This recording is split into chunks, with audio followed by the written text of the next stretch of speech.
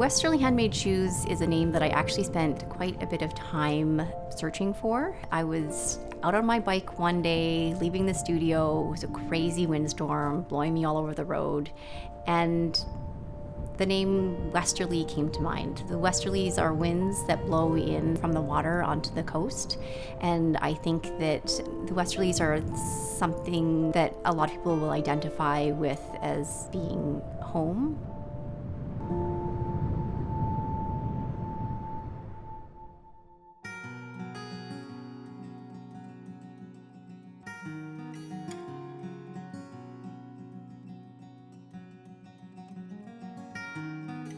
It's hard to say why I gravitated towards shoemaking. People ask me that often.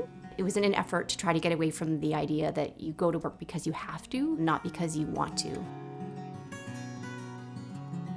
I spent about 11 years working in office administration, which in many ways was a good and reliable job for me, but it was not fulfilling in any way. And when I came up with the idea of making shoes, it was very much about finding this new path that I wanted to be on, this new career path that was also going to fold really nicely into my life. I did start making shoes originally in my dining room. Over the years, I've been building up so that I now have a space which is still only a couple hundred square feet. I love being in my studio, which is fortunate because I do spend a lot of time here. There's a saying in shoemaking that the last comes first. The last is the form that the shoe is built on. It's what dictates the style, the heel height, the size and fit of the shoe. And you do need to have a certain number of lasts within your collection to be able to fit to most people coming in. So when I'm creating footwear for us to wear and to move through the world, when I'm choosing my materials, when I'm choosing my construction methods, all of those things go into how can I make this shoe have a long life.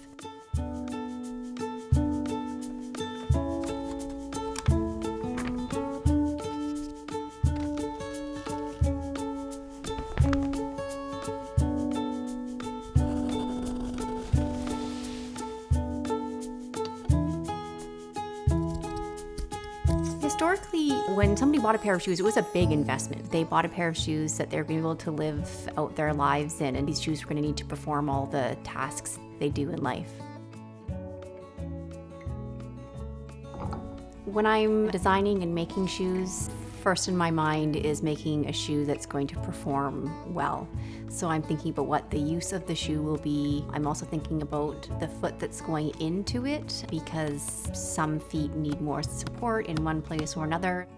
I always want things to look beautiful, but if they're not comfortable and if they're not functioning as they need to be, then they're not going to be worn, and then it really doesn't matter what they look like.